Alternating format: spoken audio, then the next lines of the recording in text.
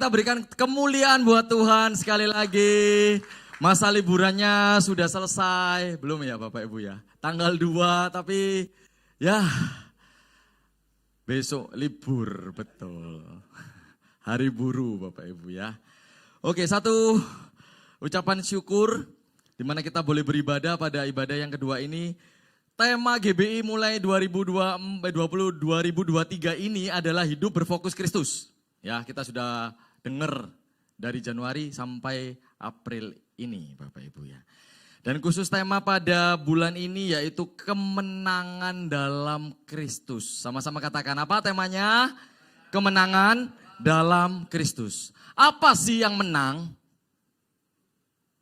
Fokusnya kemenangan itu apakah fokus tentang hal-hal materi? Tentunya bukan. Kemenangan itu ada di dalam Kristus. Nah, kita mau belajar bersama, ada satu ayat, Amsal 21 ayat 31. Pengamsal sudah memberikan kita satu penjelasan. Bahwa kemenangan itu ada dalam Kristus. Mari kita baca bersama yang online, yang di sini, yang onsite, mari kita baca bersama. 1, 2, 3. Kuda diperlengkapi untuk hari peperangan. Tetapi kemenangan ada di tangan Tuhan. Amin. Ini dua hal yang berbeda Bapak Ibu yang dikasihi Tuhan. Dikatakan yang pertama, kuda diperlengkapi untuk hari peperangan. Artinya apa? Ada persiapan. Artinya apa? Ada modal. Orang mau perang bisa cuma diem-dieman karena bisa Bapak Ibu yang dikasih Tuhan. Kenapa perang pada zaman perjanjian lama, pada masa-masa perjanjian lama itu perlu aset. Orang tidak punya kuda, orang kudanya tidak banyak pasti kalah dibandingkan dengan yang kudanya banyak. Pernah beberapa waktu yang lalu saya kan jarang nonton Bapak Ibu ya. Nonton Mario Bros. Film anak-anak Bapak Ibu. Diajak temen Pak Gem itu. Ternyata sama. Yang gengnya jamurnya banyak itu pasti menang Bapak Ibu. Yang pahlawannya banyak pasti menang. Ya itu masa kecil main Nintendo. Saya Pak Gem main kecil itu main. Waduh. Nah dikatakan Amsal ini sama. Kalau kuda itu disiapkan untuk apa? Perang, kudanya banyak, mentalnya kuat. Itu pasti dia berasa saya pasti menang dan bisa mengalahkan.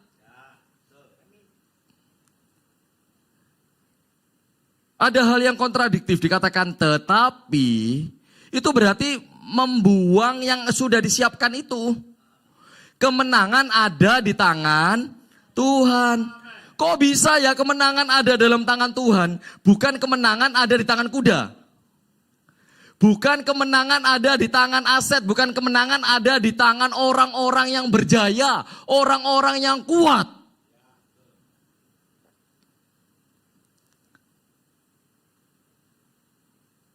Saya kasih bukti Bapak Ibu. Bukti ini bahwa kemenangan itu bukan karena kuda yang dipersiapkan untuk hari perang. Bukan karena punya mental dan kuat, bukan karena punya modal yang sudah mantap, tapi karena ada kemenangan di dalam tangan Tuhan. Yang pertama saya kasih contoh itu, kata kuncinya iman dan kemenangan. Daud lawannya siapa? Goliat. Ini pasti orang ingat Bapak Ibu ya, eling.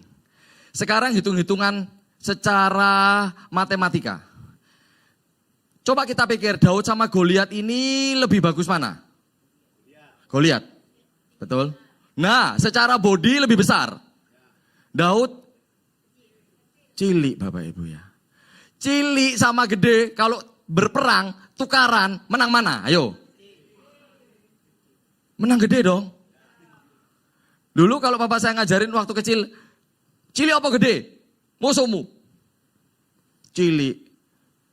Balasan. Wong kamu lebih gede. Daud sama Goliat ya pasti kalah. Daudnya kalah. Secara ilmu perang. Pinter mana? Pinter Goliat pasti.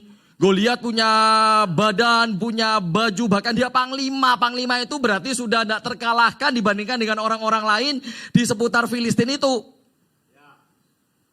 Cuman kenapa Daud menang? Kalau dia pahlawannya Tiongkok dibilang apa? Hoki orang ini. Bukan karena dia memang pinter loh, bukan loh. Hoki orang ini. Wong cuman pakai umban, pakai batu, cuman disawat, plek. Kok yo pas kena batuke. Ya Ibu ya.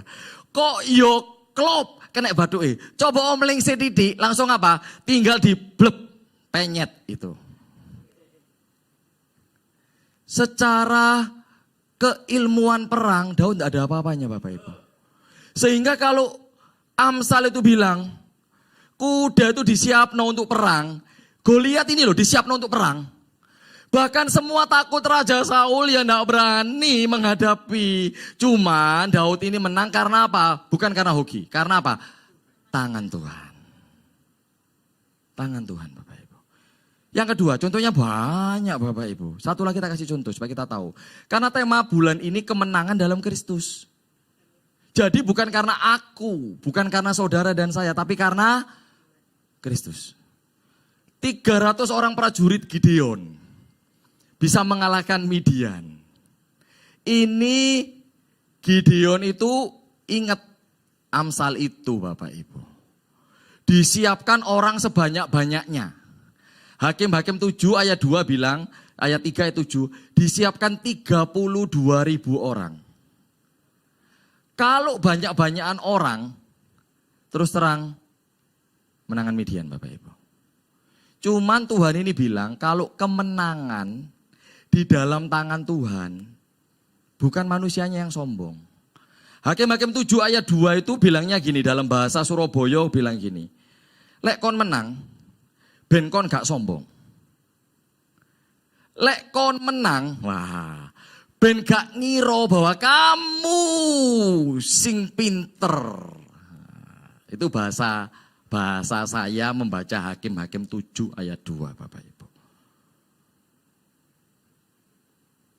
Sehingga Tuhan bilang apa? Kakean 32 orang. Kita buka saja, minta Bu Sheni tolong Hakim-Hakim 7 ayat yang kedua. Jadi pada saat kejadiannya, kenapa hanya 300 melawan Midian? Besar Midian ini.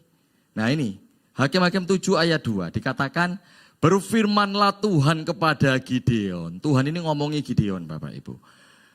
Terlalu banyak rakyat yang bersama-sama dengan engkau daripada yang ku kehendaki untuk menyerahkan orang Midian ke dalam tangan mereka.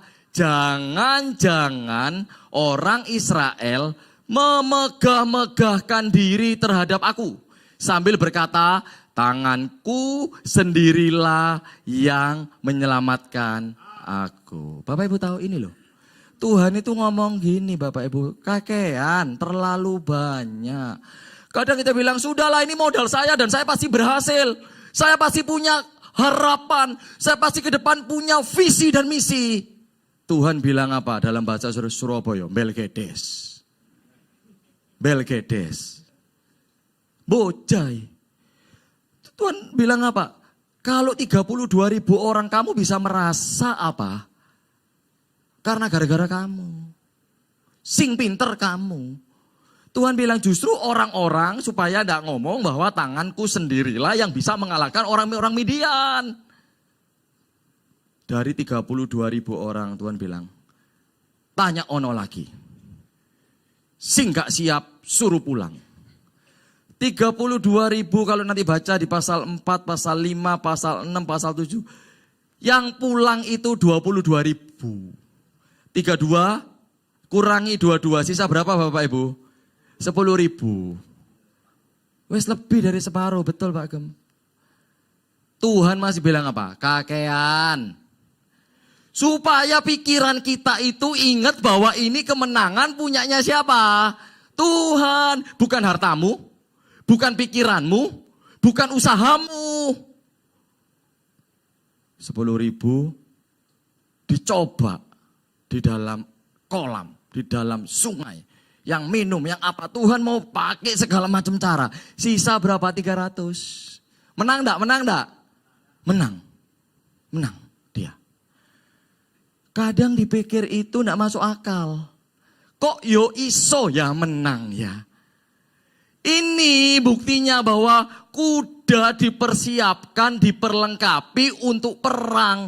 Tapi bukan karena kudanya banyak menang, bukan karena panglimanya yang kuat menang, tapi karena apa? Karena ada Tuhan yang bikin kemenangan. Akhirnya apa? 300 orang ini menang, Bapak Ibu.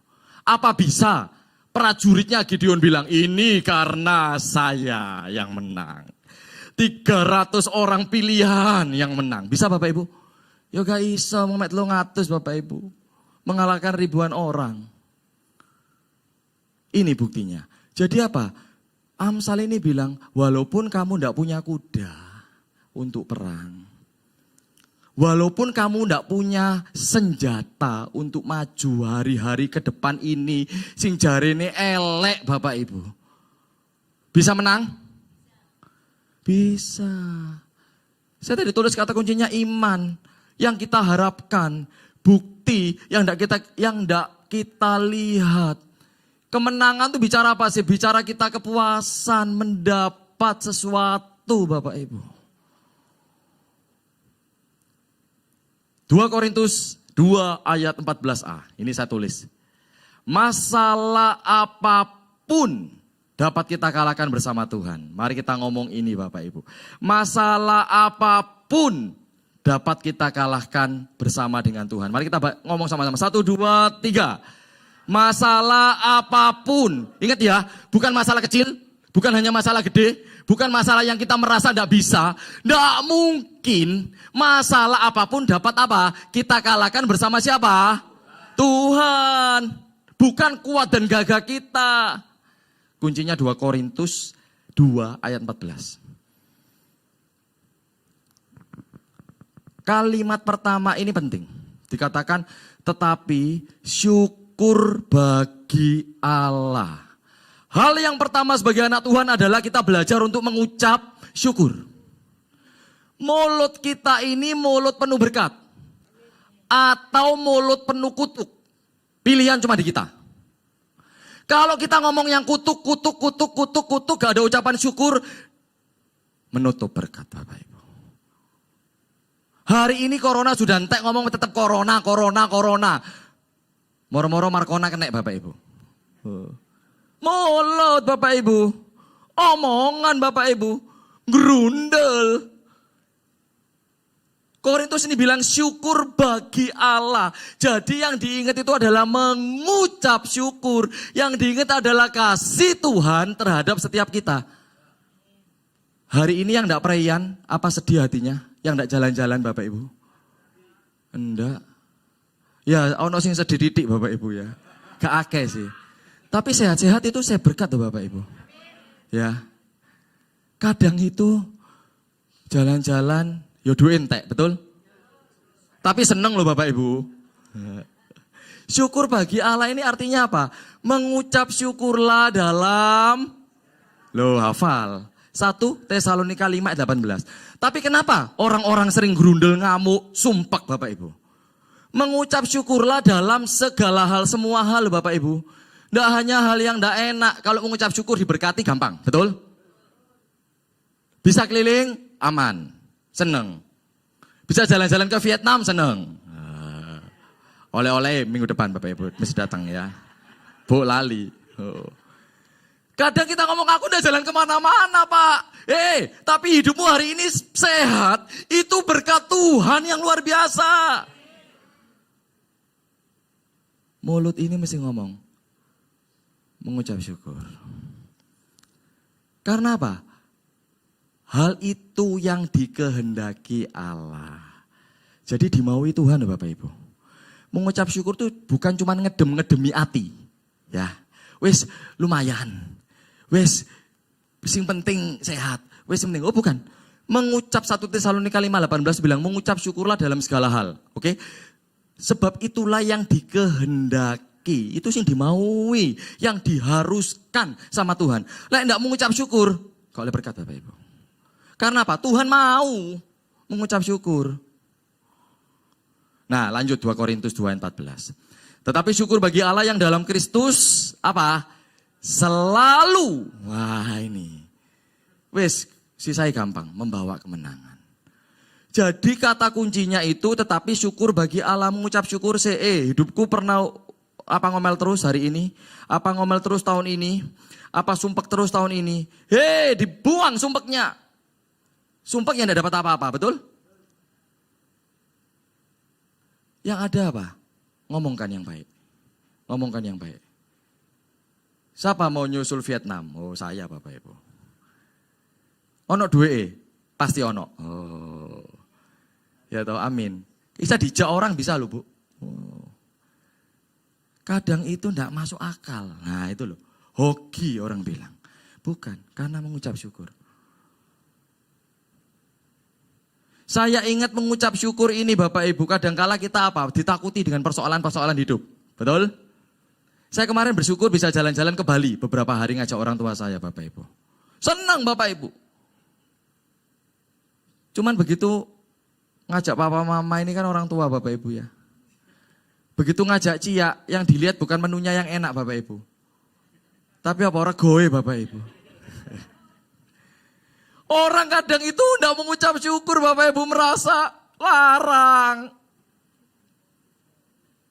Saya senang ngomongannya Pak Gem, memang lek mati nggo duit dah. Loh, itu loh Bapak Ibu. Saya itu ngomong ya sudah lah Pak, ini wis murah. Oke, siang jalan-jalan, malam cari mall sing 50%. Oh no Bali Bapak Ibu. Oh no, semua sing di sini ndak 50% di situ ono. Gitu loh namanya orang tua ya, cik lihat rego Bapak Ibu. Kadang mengucap syukur ini yo angel ya, kadang wis gak usah makan sing larang-larang. Loh Pak, ini wis 50%, yo tapi je larang. Loh Bapak Ibu, ayo mengucap syukurlah dalam segala hal. Syukur kepada Allah yang apa? Loh ya apa mau dibawa kemenangan? Loh memang mama saya lebih bijak. Lek wis berangkat, pasti wis ono sangune loh Bapak Ibu. Memang mosok kita berangkat terus ndak ono duit makan Bapak Ibu ya toh? Wong gesek si Isa ya toh?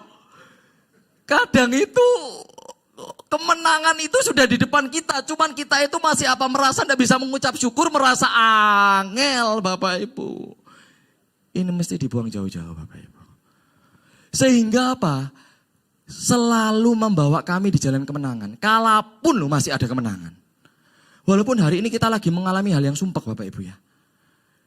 Tapi mengucap syukur. Hal itu pasti buntu tapi apa? Membawa kemenangan. Buntu secara manusia, buntu Bapak Ibu. Lek Tuhan sing menang no ya apa ayo. Wong tadi kuda diperlengkapi untuk hari peperangan tapi kemenangan dalam tangan Tuhan. Nggak usah punya kuda lo bisa menang. Mungkin hari ini kita sumpek menghadapi masalah suami, istri, anak, papa, mama, kerjaan. Ini pokoknya campur Bapak Ibu ya, sumpek. Cuman mari kita bagaimana selalu membawa kemenangan ini. Kuncinya cuma apa? Mengucap syukur. Jadi stop ngomel. 2 Korintus 2 ayat 14. Nah kita belajar. Kemenangan dalam Kristus itu bicara mengenai kebangkitan Kristus. Betul? Bulan ini kemenangan Kristus, bulan ini kebangkitan Kristus. Kita sudah belajar banyak dan kita belajar di Markus 16 ayat 1 sampai 8. Saya tulis ini kebangkitan Kristus, kemenangan dalam Kristus. Kita baca dulu Markus 16 ayat 1 sampai 3. Minta tolong Bu Sieni untuk ditampilkan.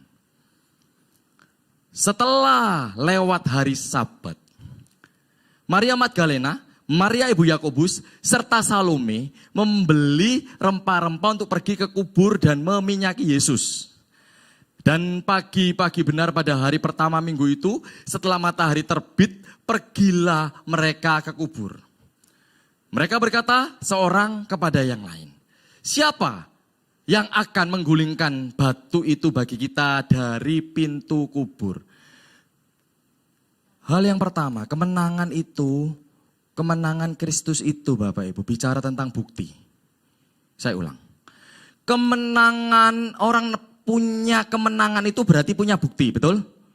Menang juara, opo bukti nih? Nah, kemenangan Kristus itu adalah ada bukti. Nah, Matius tidak membahas ini. Lukas, Yohanes tidak membahas ini Bapak Ibu. Tidak detail membahasnya. Kita akan belajar. Markus ini singkat pada jelas. Wah ini, apa beda nih? Nah, hal yang pertama. Kemenangan Kristus itu bukti kebangkitan, yaitu siapa? Para wanita. Markus ini yang menulis, satu-satunya yang menulis Injil, ada nama ibu-ibu di sana yang menjadi saksi bahwa Yesus itu bangkit, saksi hidup. Maria Magdalena, Maria ibu Yakobus, Salome. Injil lain tidak mencatat itu Bapak Ibu. Ini satu-satunya bukti kemenangan. Jadi kalau Injil lain cuma bilang para wanita pergi untuk meminyaki ke kubur Yesus. Sopo para wanita? Hukumnya tidak jelas. Buktinya tidak jelas. Markus ini nulis pada waktu Yesus dianiaya. Markus 15:40. Itu ya juga ada nama perempuan-perempuan yang dipakai Tuhan. Ada Maria Magdalena. Ada Maria ibu Yakobus muda, ada tambahan muda. Ada Salome. Kemudian ada lagi, aku kok lali. Yoses. Wah. Jadi Bapak Ibu, Maria Magdalena, Yoses, Maria ibu Yakobus muda, sama Salome. Dia sebut nama ini, Injil lain itu enggak menyebut loh Bapak Ibu. Kembali lagi bukti. Oh, ada intermezzo Bapak Ibu. Ya, kuncinya begini Bapak Ibu. Kenapa Markus ini menulis? Karena Markus ini mau sebagai bukti kalau kamu tidak percaya Yesus itu bangkit. Ya, tanya kepada para wanita itu. Para wanita ini ciamik Bapak Ibu. Bukti Yesus bangkit. Pertama kali. Saya belajar hukum. Saya tahu hukum itu ada satu istilah faham yang namanya unus testis nullus testis. Bingung toh apa itu? Nah, tak jelaskan. Unus U-N-U-S. Testis biasa, testis nullus N-U-L-U-S. Testis biasa. Bisa di-searching di Google. Ini faham hukum artinya gini. Lek satu saksi bukan saksi. Jadi perlu berapa saksi? 2. Hukum itu mengajarkan kalau saksi hidup itu tidak bisa 1. Minimal 2. Di dalam hukum pidana pembuktian, membuktikan sesuatu hal itu tidak bisa cuma 1 orang. Mau laki, mau perempuan, itu enggak apa-apa. Yang penting unus testis, nullus testis. 1 saksi bukanlah saksi. Jadi kalau 1 saksi melihat, itu dianggap enggak benar. Belum sahih. Jadi Markus ini Bapak Ibu, dia ngomong, Maria Magdalena, Salome, Maria ibu Yakobus. Dia sempat sebut-sebut nama. Pada waktu Yesus dianiaya, orang kan bilang, mayat Yesus dibawa lari. Tanya orang 3 ini. Nah itu Bapak Ibu. Terus waktu Yesus dianiaya itu bukan Yesus. Ada faham yang juga bilang, bukan hanya mayatnya yang dicuri, mayatnya yang diambil. Yesus itu bukan dia, tapi dia digantikan orang lain. Yang dia dianiaya itu bukan Yesus. Yesusnya sembunyi. Enggak Bapak Ibu. Markus nulis di dalam 15 ayat 40 ada 4 nama. Yoses, Maria Magdalena, Maria ibu Yakobus muda, dan Salome. Bapak Ibu, ini pentingnya apa? Baca Alkitab, happy, ngerti, tahu Bapak Ibu. Jadi Markus ini tidak sembarangan.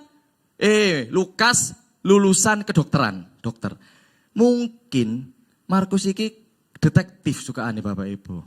Mungkin sekolah hukum kayak saya Bapak Ibu ya. Catat nama penting. Jadi nama ini untuk apa bukti? Kalau dibilang Yesus itu bukannya dianiaya. Tanya itu Salome. Tanya itu Yoses. Tanya itu Maria Magdalena. Wah. Jadi kemenangan itu betul-betul kemenangan. Terus dalam hukum itu juga mengatakan saksi itu tidak boleh hubungan keluarga dekat yang sedara. Orang tua, anak, cucu. Kalau dalam pengadilan, saksi itu tidak boleh disumpah karena dia hubungan kekerabatan. Dan pastilah hubungan kekerabatan lah beloi toh Bapak Ibu ya, betul ya. Gak sah toh.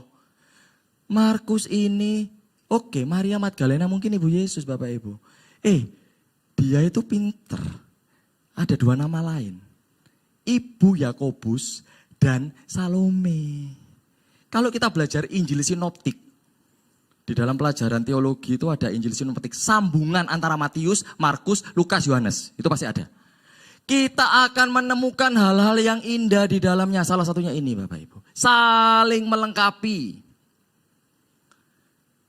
Jadi ya ini. Saksi sopo. Yesus dianiaya. Oke, Maria Magdalena karena ibunya dikeluarkan. Misalnya hakimnya bilang, saksi yang lain. Ada Maria ibu Yakobus, ada Salome. Pada saat dia ke kubur Yesus. Jelas Bapak Ibu? Ini bukti loh kebangkitan. Jadi pada saat orang menghina, orang bilang bahwa Yesus tidak bangkit, ada buktinya. Markus bilang apa? Tanya itu Maria, tanya itu Yakobus, Maria ibu Yakobus dan Salome.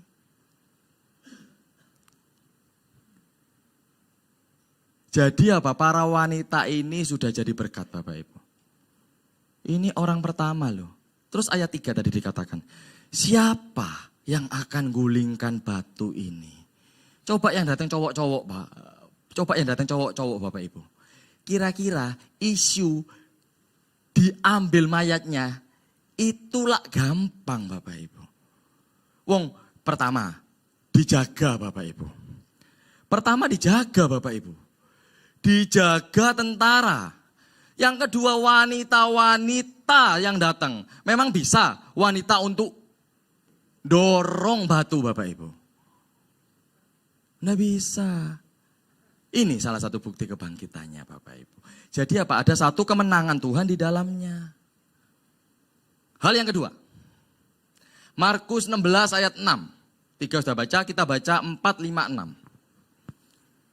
Markus pasal 16 ayat 6 fokusnya. Tapi 4, 5 kita baca. Oke. Tetapi ketika mereka melihat dari dekat. Tampaklah batu yang memang sudah sangat besar itu sudah terguling. Ini bukti wanita tidak akan bisa menggulingkan Bapak Ibu. Biar 3 wanita itu. Lanjut. Lalu mereka masuk ke dalam kubur. Dan mereka melihat seorang muda yang memakai jubah putih duduk di sebelah kanan. Mereka pun sangat terkejut. Tetapi orang muda itu berkata kepada mereka, jangan takut. Kamu mencari Yesus orang Nazaret yang disalibkan itu. Ia telah bangkit. Ia tidak ada di sini. Lihat, inilah tempat mereka membaringkan dia. Hal yang kedua Bapak Ibu dikatakan kemenangan Kristus itu diingatkan kita bahwa jangan takut. Sama-sama katakan apa? Jangan takut. Karena apa? Yesus sudah bangkit. Yesus sudah mengalahkan maut. Ya tadi Bapak Ibu takut. Yang dilihat makan bukan enaknya tapi notai Bapak Ibu. Menue Bapak Ibu. Berapa banyak orang-orang tua yang begitu? Mestinya apa?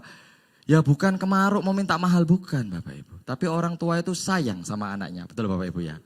Kita tidak bisa bilang, papa ini tidak punya iman, ini iso gesek kok. Tidak Bapak Ibu. Saya ingatkan, sudah Pak, makan ini karena liburan. Lek bendino mangan larang, ya jogruk bandare Bapak Ibu. Betul? Wong makan cuma 4 hari, 5 hari ya toh Bapak Ibu ya.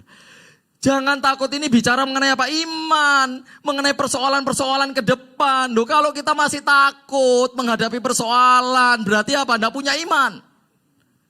Yesus bilang apa? Yesus sudah bangkit. Anak muda itu malaikat. Kalau bicara di Injil Sinoptik. Injil selain Markus yang lain. Nah, kenapa saya tulis jangan takut? Yesus sudah bangkit.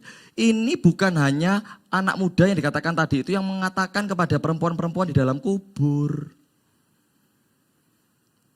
Markus 9:31, Markus 10:34. Ini bukti apa Bapak Ibu? Bukti Yesus yang ngomong. Kalau aku juga akan apa? Juga akan bangkit setelah mati, hari ketiga akan bangkit. Markus 9 ayat 31, kita buktikan Bapak Ibu ya. Sebab Yesus sedang mengajar murid-muridnya. Yesus berkata kepada mereka, anak manusia akan diserahkan ke dalam tangan manusia. Dan mereka akan membunuh dia. Dan 3 hari sesudah ia dibunuh, ia akan bangkit. Ini yang bilang Yesus Bapak Ibu. Markus 10:34 juga hal yang sama. Dan ia akan diolok-olokkan, diludahi, disesa, dibunuh. Dan sesudah 3 hari ia akan bangkit. Jadi kalau dibilang Yesus tidak bangkit itu adalah berita yang tidak benar Bapak Ibu. Jangan takut, ini kaitannya apa Pak? Kaitannya kita menghadapi hidup ini, kita tidak takut dalam menghadapi segala macam hal. Lah bicara meden-medeni, orang Surabaya bilang dari dulu, menghadapi hari besok ini dibilang tambah baik apa tambah buruk? Ayo Bapak Ibu. Tambah buruk. Dari saya kecil tuh tahu, waktu iki duit diketok iki, papa saya bilang. Iki duit jadi murah iki. Itu juga tambah buruk. Yang ada tambah baik itu cuma lagu yang kuno, Ming Dien Weken Hao Bapak Ibu. Orang banyak secara dunia itu tidak bisa ngomong, ya besok lebih baik. Gak bisa Bapak Ibu. Meni elek loh. Dari zaman saya kecil tuh ya meni mesti elek Bapak Ibu. Tahun depan mesti elek, betul? Makanya jangan takut. Yang sakit diimani, aku sembuh. Yang sakit diimani, sak waras-warase uang pasti mulai, betul? Ayo, sesehat-sehatnya orang apa ada ndak pulang? Dipanggil Tuhan, ada yang sampai ribuan tahun usianya. Nah, itu tetap pulang Bapak Ibu. Jadi kenapa dibilang jangan takut? Ada buktinya Yesus yang ngomong, ada buktinya malaikat Tuhan yang ngomong. Jadi Yesus ini pada waktu ngajar dia sudah memberikan pernyataan. Lalu diungkapkan oleh malaikat Tuhan dan dibuktikan para wanita yang ke kubur Yesus. Diceritakan Tuhan dengan pernyataan, diungkapkan orang malaikat yang ada di dalam kubur. Terus apa? Dibuktikan sama perempuan-perempuan ini. Hal yang terakhir Bapak Ibu, terakhir. Markus 16 ayat 7 sampai 8. Ini bicara tentang word of grace. Markus 16 ayat 7 sampai 8. Tetapi sekarang pergilah, katakanlah kepada murid-muridnya dan kepada Petrus, ia mendahului kamu ke Galilea. Di sana kamu akan melihat dia. Bapak Ibu perhati, seperti yang sudah dikatakannya kepada kamu. Ayat ini Bapak Ibu, Matius, Lukas, Yohanes tidak mencantumkan ini. Ayat 8. Lalu mereka keluar, ini juga tidak ada nih. Lalu mereka meninggalkan kubur itu sebab gentar dan dahsyat menimpa mereka. Mereka tidak mengatakan apa-apa kepada siapapun karena takut. Dengan singkat mereka sampaikan pesan itu kepada Petrus dan teman-temannya. Sesudah itu Yesus sendiri dengan perantaraan murid-muridnya memberitakan dari timur ke barat berita yang kudus dan tak terbinasakan tentang keselamatan yang kekal itu. Bapak Ibu, Markus ini ayat 7, Bu Syani bisa tampilkan sebentar. Ini yang tidak dikutip sama Matius, Lukas, dan Yohanes. Oh bukan Bu, ayat firman Tuhannya. Kenapa saya bilang ada word of grace Bapak Ibu? Dia bilang gini Bapak Ibu, kebangkitan ini bicara tentang apa? Cerita sama orang-orang. Cerita kepada orang yang terhilang. Di situ ada satu orang yang terhilang yang disebut oleh malaikat Tuhan. Tetapi sekarang pergilah, katakanlah kepada murid-muridnya, semua Injil cuma bicara itu. Tapi ditambahi sama Markus dan kepada siapa? Petrus. Terus ayat 8. Juga sama akhirnya perempuan-perempuan ini dia menyampaikan kabar baik Yesus bangkit. Bukan hanya kepada murid-muridnya. Ditulis apa? Dan kepada siapa? Petrus. Petrus. Kenapa Petrus? Petrus ini sudah hilang. Dia sudah menyangkal Yesus. Bahkan Tuhan itu datang sendiri kepada Petrus. Gembalakanlah domba-dombaku. Apakah engkau mengasihi aku? Baca Alkitab ini senang Bapak Ibu. Karena apa? Petrus ini jadi satu fokus Bapak Ibu. Murid-muridnya. Ditanya sekarang. Kenapa Yudas kok enggak ada? Nah, wis di end. Wis buyar Bapak Ibu ceritoni. Yudas memutuskan apa? Gantung diri. Ya toh? Misalnya Yudas enggak gantung diri. Diparani Yesus enggak? Oh diparani Bapak Ibu. Kasih karunia. Mencari yang terhilang. Saya undang pemain musik ke depan. Mari pada saat kita bicara tentang kemenangan Kristus, kita bicara bukti sudah ada para wanita yang dipakai Tuhan. Yang kedua, jangan takut menghadapi segala sesuatu yang ada. Walaupun depan kita buruk, kuda diperlengkapi hari perang, tapi kemenangan itu miliknya siapa? Tuhan. Lalu, yang ketiga cerita tentang Yesus. Bukan cerita hartamu.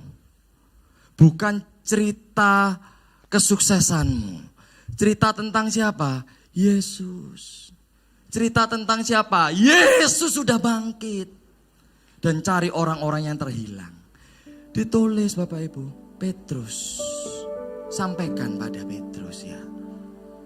Waduh, saya lihat ini Markus ini perhatian Bapak Ibu.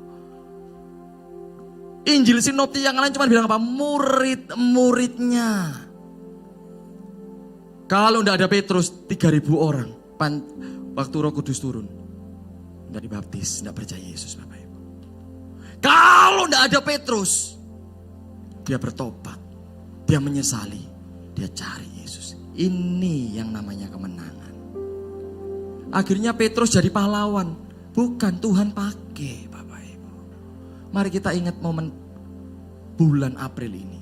Tema GBI, kemenangan Kristus. Kita ingat, mari kita cari orang-orang yang terhilang. Orang yang sudah tidak suka dengan Tuhan. Orang yang bencekno kita. Word of grace. Mari kita ingat 3 hal. Ada bukti kebangkitan Kristus, kemenangan Kristus. Jangan takut menghadapi segala sesuatu. Yang ketiga, beritakan tentang Kristus. Kita mau naik.